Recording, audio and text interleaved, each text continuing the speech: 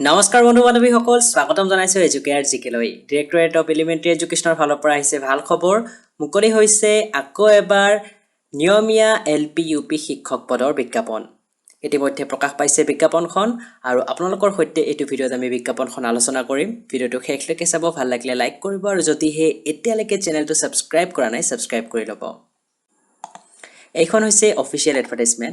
advertisement এ আৰু এইখনতে আমি দেখা পাইছো 3941 টা 3941 assistant teacher of LP school and assistant teacher science teacher SMS teacher Manipuri language teacher of UP school regular পদ হয় ডিৰেক্টৰেট অফ এলিমেণ্টাৰী এডুকেশ্যনৰ অধীনত লাইছে আৰু এই পদসমূহৰ বাবে আপোনালোকে অনলাইন আবেদন কৰিব লাগিব সো ইয়াতে নাম্বাৰ অফ ভ্যাকেন্সি হয়তো পৰৱৰ্তী সময়ত কম বা বেছি হ'ব পাৰে গতিকে হেতুক লৈ ইমান চিন্তা কৰাৰ কথা নাই আৰু ৰস্টাৰ বেস্ট হ'ব আৰু ক্যাটাগৰী ওয়াইজ বিভাজনসমূহ থাকিব সো প্ৰাৰ্থীসকলে অনলাইন আবেদন কৰোতে ডিস্ট্ৰিক্ট মিডিয়াম অফ স্কুল আৰু ক্যাটাগৰী অফ পোষ্ট সিলেক্ট কৰিব লাগিব এতিয়া ক্ৰাইটেৰিয়া সমূহ এবাৰ চাই লৈছো ল্যাঙ্গুৱেজ 1 যেটো আপোনালোকে আসাম টেটত দিছিল স্কুলৰ মিডিয়াম একেটাই হ'ব লাগিব ইয়াত উদাহৰণ দিছে যদিহে আপুনি অসমীয়া মাধ্যমৰ বিদ্যালয়ত আবেদন জনাব খোজে তেনে হলে আপোনালোকৰ টেটত এছামিজ ল্যাঙ্গুৱেজ 1 হিচাপে থাকিব লাগিব বেলেগ ভাষাৰ ক্ষেত্ৰতো একেখিনি নিয়মই প্ৰযোজ্য হ'ব বড়ো গাৰো বেংগলী মণিপুৰী হিন্দী মাৰ ভাষাৰ ক্ষেত্ৰতো একেটা নিয়মই থাকিব একেটা নিয়মে ক্ৰাইটেৰিয়া 1 টোৱে assistant teacher of LP school আৰু assistant teacher science teacher of UP স্কুলৰ ক্ষেত্ৰতো প্ৰযোজ্য হ'ব কিন্তু এই নিয়মটো এছামিজ ল্যাঙ্গুৱেজ টিচাৰ আৰু Manipuri language teacher of UP স্কুলৰ বাবে প্ৰযোজ্য নহয় প্ৰতিখন ডিস্ট্ৰিক্টৰ বাবে আগৰ দৰেই সেপাৰেট মেৰিট লিষ্ট থাকিব বয়স 18 বছৰৰ পৰা 40 বছৰ বয়সৰ ঊৰ্ধ্বসীমা ৰেহাই আছে সকলো প্ৰাৰ্থীৰ বাবে ধৰক 42 বছৰ পাব এক্স সাৰ্ভিসমেন 43 বছৰ ওবিসি এমওবিসি আৰু 45 বছৰৰ বয়সলৈকে এপ্লাই কৰিব পাৰিব SC ST plain ST hill আৰু 50 বছৰলৈকে এপ্লাই কৰিব পাৰিব পিডব্লিউডি প্ৰাৰ্থীসকলে আৰু ইডব্লিউএছ প্ৰাৰ্থীসকলৰ বাবে ৰিজাৰ্ভেশন ৰিলেক্সেশন থাকিব অনলাইন আবেদন কৰিব পাৰিব 12 ছেপ্টেম্বৰৰ মাছ নিখাৰ পৰা অহা 26 ছেপ্টেম্বৰৰ ভিতৰত আৰু অফিচিয়েল ৱেবসাইট আগৰটোৱে dee.assam.gov.in অনলাইন আবেদনত যিসমূহ নথিপত্ৰ প্ৰাৰ্থীসকলে সাবমিট কৰে সেইসমূহ ডিজি লকাৰত সংৰক্ষণ কৰি ৰখা হ'ব যাতে কোনো ধৰণৰ ভুল তথ্য নিদিয়ে সেয়া ভালদৰে ধ্যান ৰাখিব লাগিব প্ৰাৰ্থীসকলে কিবা কাৰণত কিবা ভুল তথ্য দিলে পৰৱৰ্তী সময়ত কিন্তু প্ৰাৰ্থিত্ব বাতিল কৰা হ'ব আৰু সেইখিনি কথাই ইয়াতে উল্লেখ কৰিছে সো আপোনালোকে ভালদৰে চাব লিগেল একশন লোৱাৰ কথা উল্লেখ কৰিছে যদিহে কিবা ভুল তথ্য দাখিল কৰে এতিয়া যিসকল এলপি স্কুলত ৰেগুলাৰ টিচাৰ হিচাপে কাম কৰি আছে বা নতুনকৈ নিযুক্তি লাভ কৰিছে বা আগৰ পৰাই আছে তেওঁলোকে আকৌ এবাৰ কিন্তু এলপি স্কুলত এপ্লাই কৰিব নোৱাৰে আৰু যিসকলে ইউপি স্কুলত ৰেগুলাৰ হিচাপে কাম কৰি আছে তেওঁলোকেও ইউপি স্কুলত আকৌ এবাৰ এপ্লাই কৰিব নোৱাৰে কিন্তু যদি কোনোবাই ৰেগুলাৰ এলপি হিচাপে কাম কৰি আছে তেওঁলোকে ইউপিৰ বাবে এপ্লাই কৰিব পাৰিব আৰু হেতু কথা ইয়াতে উল্লেখ কৰিছে প্ৰপাৰ চেনেল যোগে যাব লাগিব পিডব্লিউডি প্ৰাৰ্থীসকলৰ বাবে ইয়াতে কেনে ধৰণৰ ৰিজাৰ্ভেশন আছে উল্লেখ কৰিছে আৰু এগৰাকী প্ৰাৰ্থীয়ে এটা পোষ্টত এখন জিলাতহে এপ্লাই কৰিব পাৰিব ইয়াতে এলিজিবিলিটি এলপি স্কুলৰ বাবে কেনে ধৰণৰ হ'ব প্ৰথম কথা হায়াৰ সেকেন্ডাৰীত 50% মাৰ্কস অতি কমেও আৰু 2 বছৰৰ ডিপ্লোমা ইন এলিমেণ্টাৰী এডুকেশ্যন নাইবা হায়াৰ সেকেন্ডাৰী লগতে তাত 45% মাৰ্কস থাকিলে হ'ব ৰিজাৰ্ভ ক্যাটাগৰীৰ প্ৰাৰ্থীসকলৰ বাবে লগতে 2 বছৰীয়া ডিপ্লোমা ইন এলিমেণ্টাৰী পাঠ্যক্ৰম অৰ্থাৎ ডিএলএড পাঠ্যক্ৰম নাইবা হায়াৰ সেকেন্ডাৰী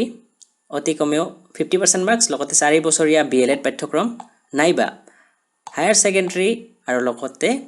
লগতে 2 বছৰীয়া ডিপ্লোমা ইন এডুকেশ্যন বা স্পেশাল এডুকেশ্যন আৰু অসম টেট পাছ কৰাটো বাঞ্ছনীয় অসম টেট পাছ হলেহে এপ্লাই কৰিব পাৰিব এটা দৰমহা নিৰিখ 14000 টকাৰ পৰা 60500 টকা আৰু গ্ৰেড পে সকলোৰে বাবে বেলেগ বেলেগ হয় হেতনি আপোনালোকে জানে গ্ৰেজুৱেট বাবে বেলেগ আৰু হায়াৰ সেকেন্ডাৰী বাবে বেলেগ আকৌ ট্ৰেইনিং থকা সকলৰ বাবে বেলেগ হেখিনি আপোনালোকে পৰৱৰ্তী সময়ত গম পাব এটা ইউপি স্কুলৰ বাবে এসিস্ট্যান্ট টিচাৰ হিচাপে যদি এপ্লাই কৰিব খোজে তেনে গ্ৰেজুৱেট লগতে 2 বছৰীয়া diploma in elementary education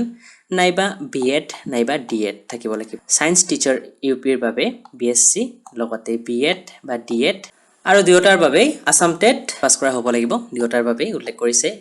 Assamese language টিচাৰৰ বাবে গ্ৰেজুৱেট কিন্তু অসমীয়া থাকিব লাগিব ইয়াতে আৰু বিএড বা ডিএড থাকিব লাগিব আৰু টেট পাছ কৰা হ'ব লাগিব আৰু মণিপুৰী ল্যাঙ্গুৱেজ টিচাৰৰ বাবেও গ্ৰেজুৱেট লগতে মণিপুৰী এটা সাবজেক্ট হিচাপে থাকিব লাগিব গ্ৰেজুৱেচনৰ সময়ত লগতে 2 বছৰীয়া ডিএলএড বা বিএড বা ডিএড থাকিব লাগিব লগতে টেট পাছ কৰা হ'ব লাগিব এতিয়া ইম্পৰ্টেন্ট পইণ্ট 16 নম্বৰত যিসকল প্ৰাৰ্থীয়ে 18 মহীয়া ডিএলএড কোৰ্স পাছ কৰিছে এনআইএছ ওডিএলৰ অধীনত তেওঁলোককো 2 বছৰীয়া ডিএলএড পাছ কৰা প্ৰাৰ্থীসকলৰ সমপৰ্যায়ৰ বুলি ধৰা হ'ব আৰু এপ্লাই কৰিবলৈ সুযোগ দিয়া হ'ব গতিকে এনআইএছৰ সকলে চিন্তা কৰাৰ কোনো প্ৰয়োজন নাই ইতিমধ্যে এই বিষয়ত কেছ হৈ গৈছে বিভিন্ন ধৰণৰ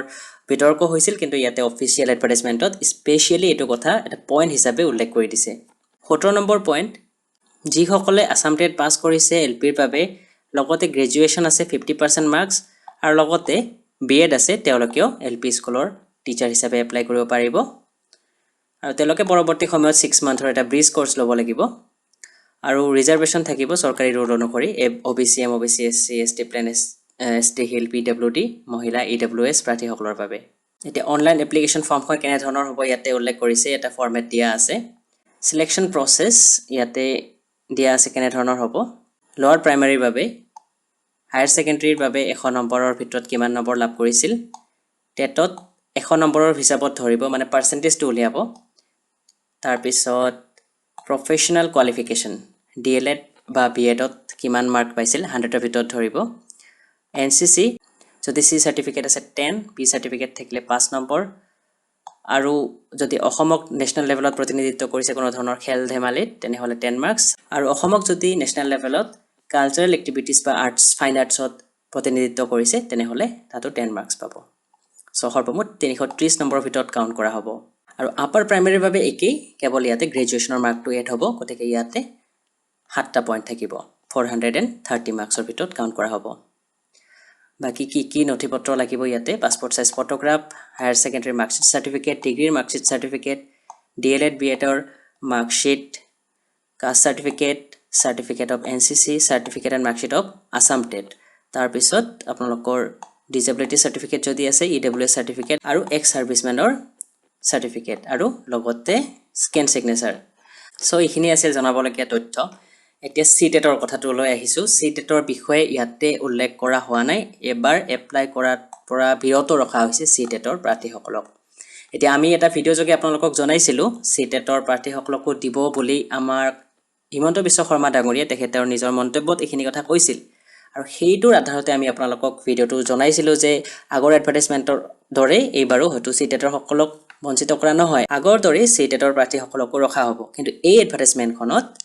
স্পেশালি আসাম টেট কোৱালিফাইড প্ৰাৰ্থীসকলক এপ্লাই কৰিবলৈ সুযোগ দিয়া হৈছে লগতে পাৰ্মানেন্ট ৰেসিডেন্ট অফ আসাম অসমৰ স্থায়ী বাসিন্দা 1 number point 2 number point Assam TET যিসকলে পাছ কৰিছে তেওঁলোককে এই পদ কেইটাৰ বাবে এপ্লাই কৰিবলৈ সুযোগ দিয়া হৈছে